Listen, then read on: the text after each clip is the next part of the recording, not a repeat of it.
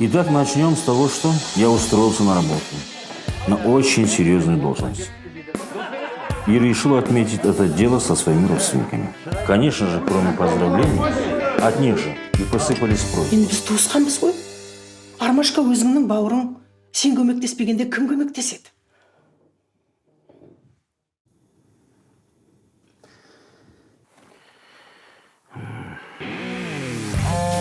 Ассалаумағалейкум. Дәке, жұмыс не болды? Жұмыс алда тауып беремін. Ертең дайын болады.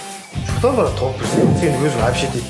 Өткендегі айтқан жұмыс. Ертең дайын болады, да, рахат. Сен өзің айттың ғой, братан. Родственники же.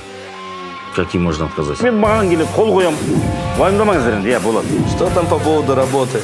Бауырым, бір өтініш бар. Поэтому пришлось взять свою команду на управляющие должности. А потом начались аресты, задержания.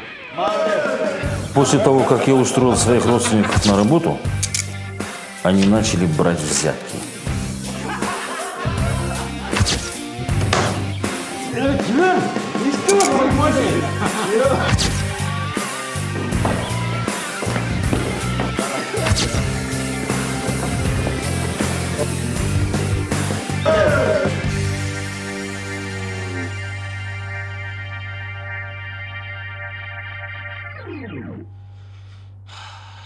Я сам написал заявление об уходе.